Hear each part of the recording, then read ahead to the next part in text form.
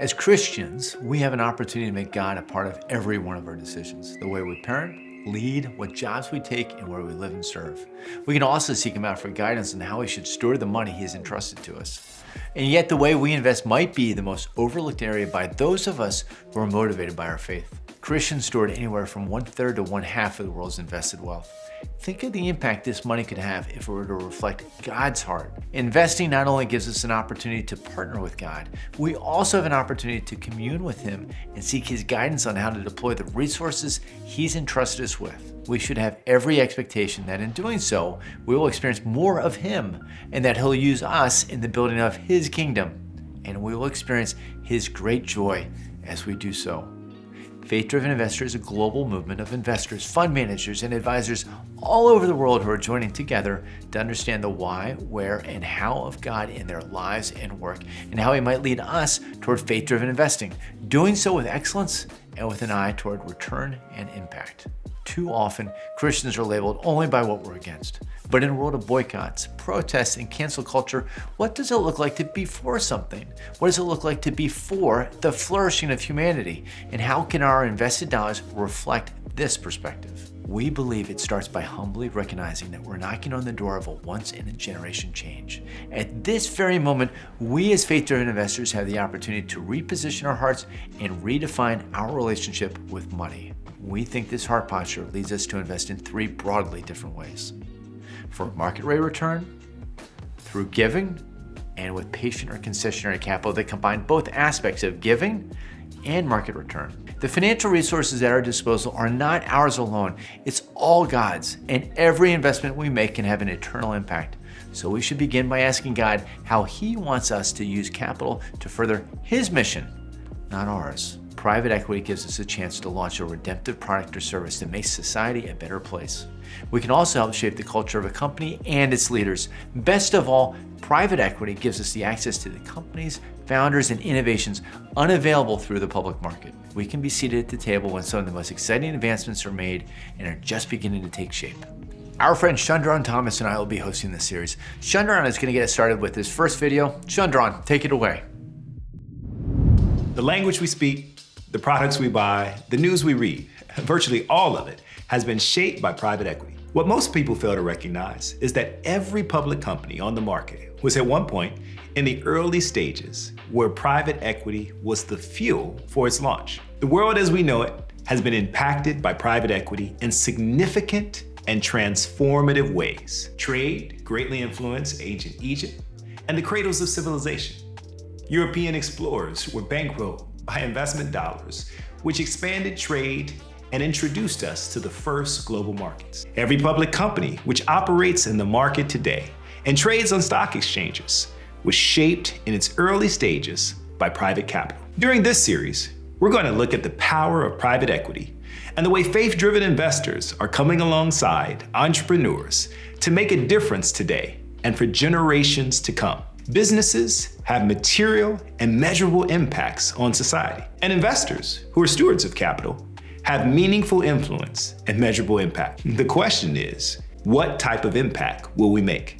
Imagine if we came behind these change agents with the capital required to make real and lasting change, not only in the marketplace, but in the world for all humankind. Private equity gives you a chance to launch a redemptive product or service that makes society a better place. You can also help shape the culture of a company and its leaders. These transcendent aims inform my own vocational pursuits. I'm a professional investor and a corporate executive with over 25 years of leadership in financial services. I'm the founder and managing partner of the Copia Group, a private investment firm which provides capital solutions for lower middle market companies and drives social impact through the power of scalable businesses. We champion economic inclusion by maximizing opportunities to partner with women and ethnically diverse entrepreneurs. Real life stories will be one of the ways we're going to look at the impact and influence private equity can have on the world around us.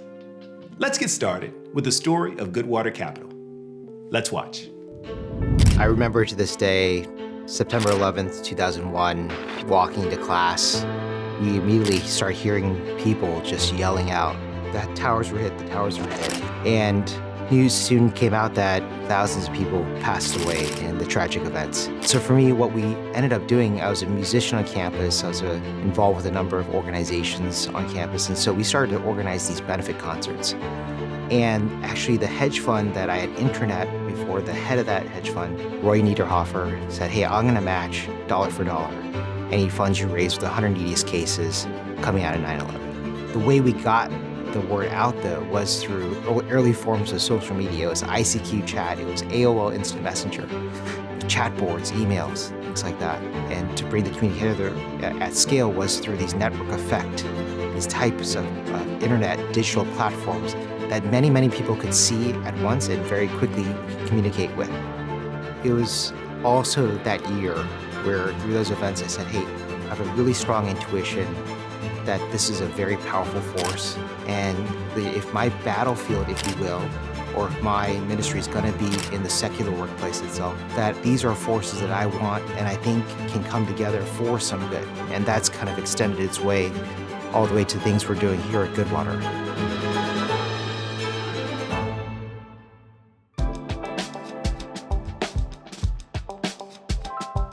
Consumer internet, how we define it, is not just social media, it's not just advertising businesses to the end consumer. It's anything that's digital that is touching the end consumer directly through some medium, like your phone, like your computer, like your iPad. If you think about that for a second, that's billions of people that are opening their phones 10 times a day, hours of their time on it. It's also impacting everyone on the planet as well that may not have. We may not be looking at the same screens, or they're working with the same apps or services, or maybe people don't even have a phone. It is shaping our lives, whether we're directly connected to these apps and services or not. If you think about the name of Goodwater, even it has a sense of the good news and living water. That water is an analogy for technology and capital. It's one of the most important resources in the world. Every single living organism needs water, but the lack of water can lead to death or destruction, or too much water. So we wanted to create a firm that took these ideas of capital stewardship, of the powerful forces of internet, of technology, and said, hey, can we have a firm and an investment firm that explicitly does investing to have positive impact in the world? We definitely focus a lot on the concrete, the metrics that a company needs to achieve, the benchmarks they need to achieve to achieve the next milestone, and work backwards from that often. But at the same time, we're the ones at the table helping them think through the second, third order effects that may have more of an impact than just their business, but also society at large. Our view is that we want to be in the thick of those conversations, not with just Christian-backed companies or Christian-founded companies by any means. We want to be in the thick of the most important conversations with the most influential internet companies. And if we're doing our job right, again, we will be part of the most important stories, and most influential ones on a going forward basis by investing early and then growing with those companies over time. What drives more impact than the apps and services that we use on a daily basis to educate our children, to get food for our family, to make better financial decisions? These apps and services have the ability to not just impact us in the United States, but they have the ability to impact billions of people around the world. And that's really what drives us here at Goodwater and why we focus on consumer tech, because we believe that through empowering entrepreneurs, empowering companies, we can help them to build amazing businesses that have positive impacts among the billions of people that our companies serve. Technology is magical. I believe that if you dream it, you can make it happen with technology, and that's the reason why I got into tech in the first place. I think this is where having the purpose is so important, and it's also why investors are really important, and sort of like aligning everything together is really critical. So when we were starting the company, it was really important for us to make sure that all these pieces come together. And for me, and for folks who believe in our company, it's not one or the other. We can, there is opportunity to be a successful, profitable company, even as you're doing good in the world. Now, I do think that it's important to not put profit at all costs. And one of the values that we believe in is that the human well-being, the well-being of the people who are using Marco Polo, is really critical, and we're not going to sacrifice that. I think where the magic and where the most impact comes in, and what we're really focusing is in those relationships, in those one-to-one relationships. We have over 70 core portfolio companies in the Goodwater portfolio today and hundreds of seed companies as well. When we're meeting those entrepreneurs, we're connecting to them as people first so that we have a real avenue, a real discourse, and we want to be the first call. They have an issue, we're the first call. There's so many things I love about them. One is that they really are here as a service to the entrepreneurs. Like when they come to meetings with me, they're really looking to find ways they can add value. And it's everything from the kind of conversations we have, but also services they provide. So if I have a question around benchmarks, what other competitors are doing, first person I call is Eric. How do I get this information? So many other investors, their portfolios are spread across lots of different kinds of companies. But because Goodwater is focused on consumer, it means their insights much more actionable to my business and what we're doing. And again, because they're also focused on servicing the entrepreneur, it's everything from benchmarks to helping with hiring, to they have master classes and creating community of entrepreneurs. Like there's a lot to really love about Goodwater. We have to have a really eyes wide open view around the potential good that the internet can do, and also the potential, not so good things or the bad things that can come out of it as well. And so we're constantly in that conversation. It's unfolding before us, and we hope and pray that in 10 years or 20 years, or when we look back, we will have had a net positive impact on that conversation. This very, very important role of the consumer internet. Something that we think is really unique about Goodwater, as compared to many other VCs, is that we have a very long-term view. Because we come at it from a value perspective, we're thinking, what are the impacts down the line of these decisions? Not just on today, how it's going to drive metrics today, how it's going to help us meet goals. We're thinking much longer. What are the impacts of these decisions on society as a whole for the long run? And we believe this is a unique perspective that's provided to our portfolio companies that allows them to build enduring businesses. Well, I think there's a generation of men and women that are entrepreneurs that God's calling into positions of influence. And they don't have the desire to be known or to be popular. They're actually very humble, where they can whisper into the king's ear to help steward resources, to change a city, to change a nation, and to change the world. When we started the firm, we just got a lot of advice from folks we respected that you're not here to be the kings of the investing world. Your role is to be like Daniel, to be an advisor to those entrepreneurs, to those kings or queens that are going out and doing great work, and to be supportive of them. The world's craving for authenticity, people who are vulnerable and totally honest. And so it forces one to be congruous with their faith and the way they live their life, that it can't be separate or binary. So I think there's a forced integration for those who follow Christ to really consider that, not just talk about it. Goodwater and our partners, we've invested in close to over 20 unicorn-type companies. At this point, companies worth over $1 billion. They span the world, in the US and North America and East Asia as well. Companies like Stash in New York or Everly Health in Austin, Texas, Monzo in the UK, Toss in South Korea, Zendit in Indonesia, Momo in Vietnam, Getir in Turkey as well, operating in Western Europe.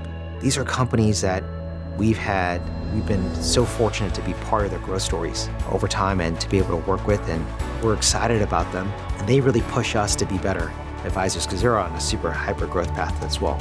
But there are some really core things and things that we are thinking quite a bit about around privacy, about child protections, about all these elements that we have a value system and approach to.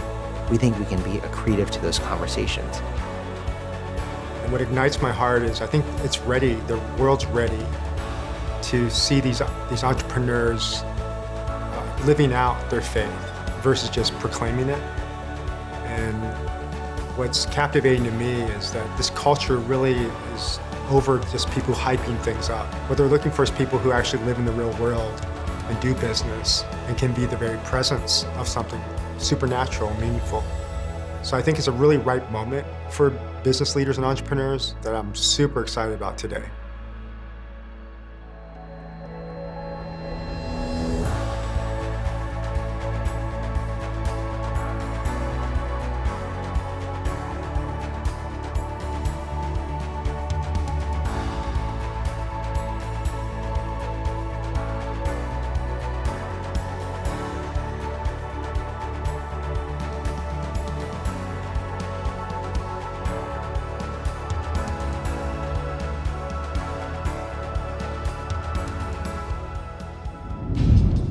As we just saw, Eric Chiwa and the team in Goodwater are informed by history, from the wars we fought on battlefields to the clashing of titans in commerce and the tech giants making innovation happen today. They are all difference makers. But in the end, they're all humans. As investors who build relationships, we have the opportunity to shape the companies of tomorrow. That means we can influence innovators of society in profoundly significant ways. Whether it's from afar as an LP in a fund or as an investor in a direct deal, we have access to situations that can affect lasting change. How are we going to use the influence that access provides?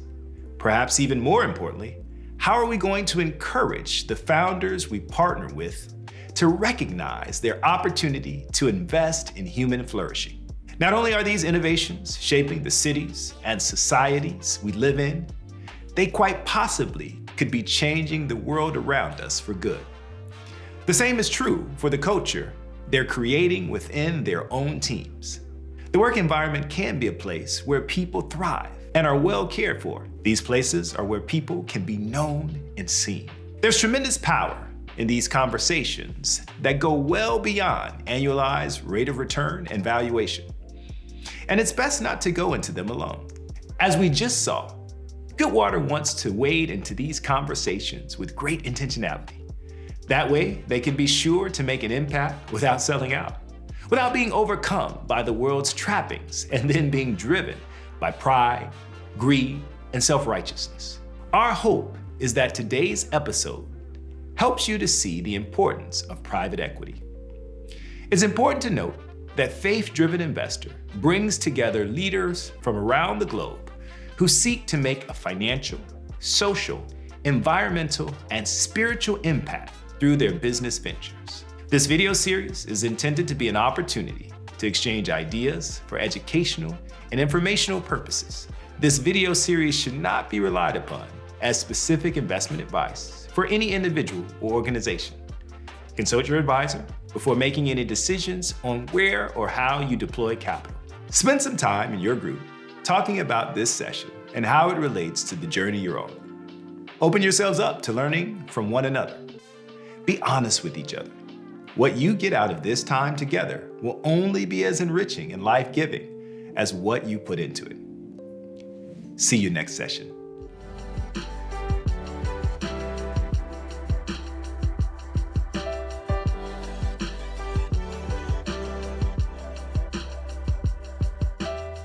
Faith-Driven Investor is a discipleship ministry from Faith-Driven Movements, a non-profit corporation whose mission is to inspire and mobilize people to use their time, talent, and resources to impact the world around them.